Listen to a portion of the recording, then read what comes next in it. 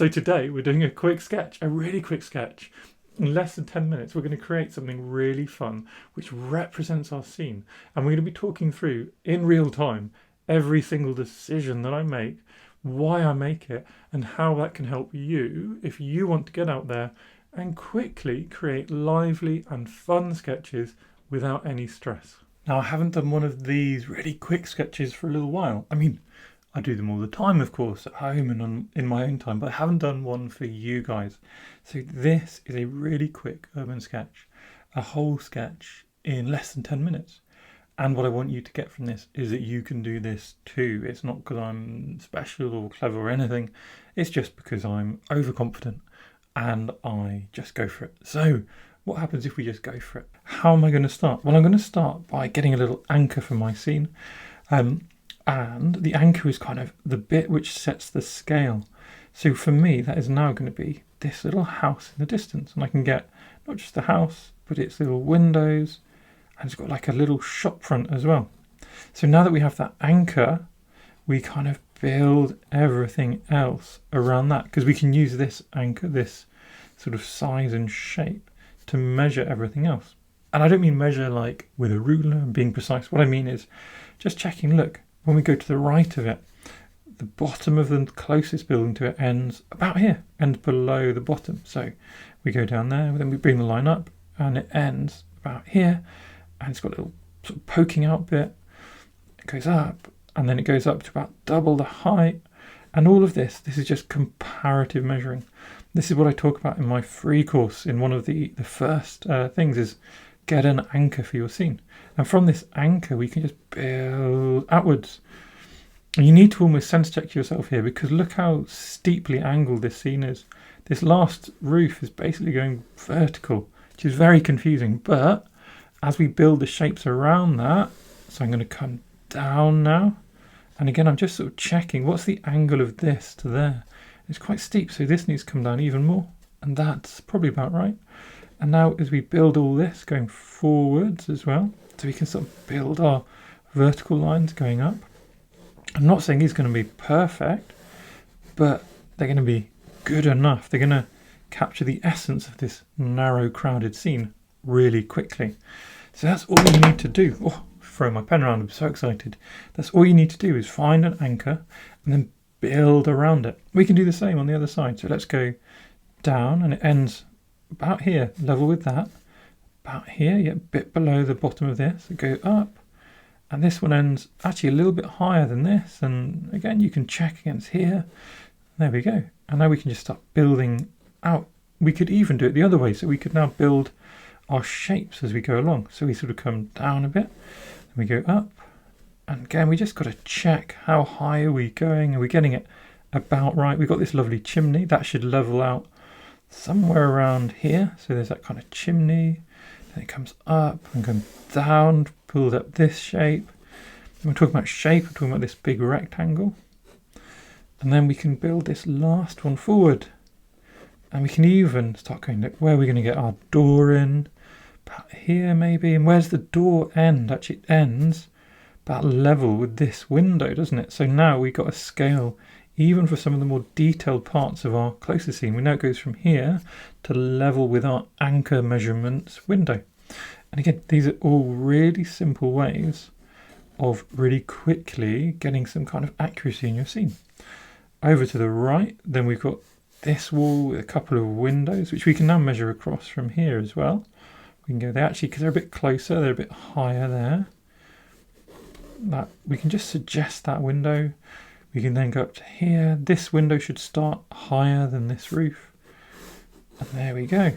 What we don't want to do, we're doing this in hopefully 10 minutes, but we don't want to overdo the detail. So we want to suggest some things. So how can we start suggesting things? Well, look, let's just take another building. We'll take the one with the chimney. So if we start finding approximately where the windows are, we can just really loosely suggest them. Again, following this kind of perspective down the way. And then we can come forward and we can just start suggesting a few windows, just focusing on this flow. See how these windows flow down towards this window, our anchor window. In the background, we can suggest even more loosely. They can just be little scraggly marks like that. It's still giving the idea. Here, let's get this sign in, and it can ghost in front of other things. We've also got these lovely little planters, little circles of sort of green. Down here, we've got a kind of A-frame, haven't we? Like not a chalkboard, but a little sign for a shop. Again, that's just a nice shape. And then we've got this tiny little curb on the left. I can't talk today. And then a slightly bigger curb on the right. And that sets the flow of the scene. And within that, let's just get some little textural marks and even grab our kind of person here as well. Our person there. We can pop in a couple of distant people to really show the scale. We could even, if we wanted, we could add in some close people. So we just add in these kind of suggestions of people. Up to you. Really quick though, look, simple shapes. Circle, sort of a triangle and a triangle. So if we were doing them over here, circle, triangle, triangle. Do you see that? That's a person. You can change it, you can make them looser, you can make them loopy. But these things are all really quick, effective ways of just getting a person into your scene. What I haven't done yet, I haven't got that flow of these windows, just suggested a few. And maybe even we could do some sort of textural marks. And I'd normally leave wires across going at the end, but because we're going to be doing this in 10 minutes, we can't wait for our colours to dry. So I need to sort of find these wires now. And they again provide a lovely little link. And we can just suggest a few more going into the back. No problems. Last thing I want to do is get some of that shadow. So a little bit of hatching under these edges of these sort of overhanging roofs. Lovely way of suggesting shadow. Really simple as well. And look, we've got this chimney. How have I missed out this little chimney at the top? That's going to have to just come in, even if it's in the wrong place. This chimney, I'll just finish off with a little kind of flourish there. And there we go. So that is a really quick but loose representation of our scene. And now, I have no idea how long I've been going. I think about 6.5 minutes, I think. So I've got 4-ish minutes to persuade you you can do this in 10 minutes. And what am I going to do? Well, look at these colours. What are we going to focus on? Those lovely orangey reds. And when we spent a nice bit of effort, haven't we, on that line work. So we want that line work to sing through. So I'm going to get some quinacridone sienna, and I'm going to get a little bit of scarlet lake, a little bit of red and orange, essentially. And I'm not going to paint. What I'm going to do is I'm going to pop the paint on my page. I'm going to move some water around, and I'm going to let these colours flow. And you see how that makes them really transparent, makes them really interesting, and it makes the line work that we've put all that effort into sort of sing through. On the other side, I'm going to choose something a little more abstract. Look at these cream houses. Well, now they're going to be sort of yellow, just to suggest something lighter. Then it comes forward and we get more reds and more quinacridone siennas again. So kind of using an analogous colour scheme here. All these warm and yellow, orange, red colours, all kind of hopefully joining together to create something rather nice, but rather gentle, not having to overdo things. In the middle, let's introduce something more moody, because look, this tarmac is, well, it's moody, isn't it? It's tarmac, it's blacky, grey. So I'm going to use a bit of indigo, and that indigo is going to flow up into our little anchor house, as we called it, and a few little drops here and there, a few little like marks and lines and things like that. We can use that same indigo just in a few windows. What I don't want to do is overdo it and lose all the lovely negative space we got, but I also want it to be interesting. So the last thing I think I'm going to do with my colour is a lovely bit of brighter blue, bit of cobalt blue, just up here, maybe even mix in something a bit more special, a bit of Mayan blue, which got a bit more sort of mood about it, and let that come down this house as well. And that little blue into these shadows, look at it, into this kind of shadowy area. Look how that little touch of blue just lifts the shadows. I actually did a whole video on how just adding a touch of blue into shadows can really lift a whole scene. And I do think it's amazing. Every time I do it, I'm like, oh, why don't I do that more? So learn from this. Why don't you do it more as well? Well, because I always forget. And there we go, just a few more splashes. Splashes, these kind of watercolour techniques are such a great shortcut for making things interesting without having to spend hours and hours doing layers and layers. And just like that, hopefully in 10 minutes or even less than that, I've done my very quick scene. Now, as ever with my 10-minute challenges, I'm going to let this dry and we'll see what happens if we were to have more time, if we were to spend another 2 or 3 minutes just adding a few bits. What kind of next steps could we have taken to make this even better? So we have all these flowy, light, loose colours, and as a quick 10-minute sketch, I'm more than happy with this. I think it's great fun and I really enjoyed it, but we could progress, we could take it to the next level. So to do that, all I'm going to do is flip my processes around a little bit and now do a little bit of sort of restructuring.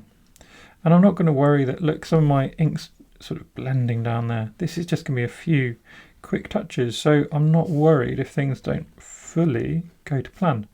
What I'm going to do is just get a bit more contrast. So with watercolours, it's very hard to get significant contrast if you do things quickly and in one layer, because they're transparent, because they flow with water, and that means that when they flow, they sort of all become fairly uniform in their value, uniform in how dark they are. So a little bit of ink is a lovely way to just create that value, that contrast. Coming up here, we can just get some of these key shapes again. Remember these lovely planters that I then forgot about or didn't have time for with my last layer of colour. So we're just re-exploring our image and finding again things we might want to, explore a little more. Maybe another door here for a little bit more contrast. Maybe double down on some of this hatching. And a little bit more of the lines in here. Let my ink run into this tarmac, make it even looser. And then with our last few touches, I'm going to take a smaller brush and we are going to pick out some of those bold areas of colour. So we are, let's say, going to find those planters. I talked about those lovely green blooms of planter. Well, oh, that's gone a bit murky, so try again. So getting a green gold here. There we go, a little bit of green gold jumping in there. Having used it there, I'm going to use it in a couple of other places to balance out the image. Maybe even just a few splashes will help balance things out. Then a bit more of our lovely red for the chimneys, say. So we can do a nice bit of Scarlet Lake popped in on the chimneys. A little bit here, a little bit there. Even give this roof a little sort of more neutral feel. Because it's got a blue at the moment as a shadow, by adding a little bit of red, we'll kind of neutralise it a little bit. We'll make it feel a bit more in the background, I hope. Coming forward, I want to just enhance a few of these shadows so we can just emphasize that lovely hatching. A little bit here and here, a little bit in these windows as well. A few more splashes, because why not, eh?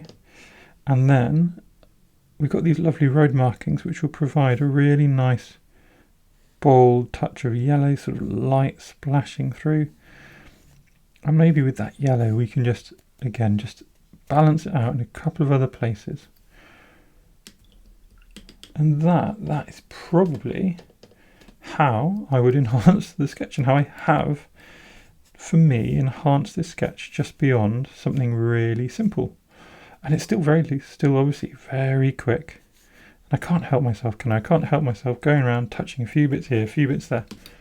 But eventually we have to say, we are done, we're happy with our quick sketch.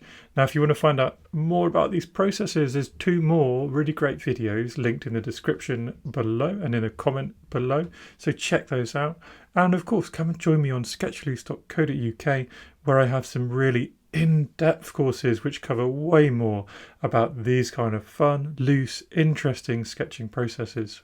So thank you everyone for watching my little sketching videos. If you enjoy my content, please do subscribe to my channel because it makes me really, really happy. Thanks again.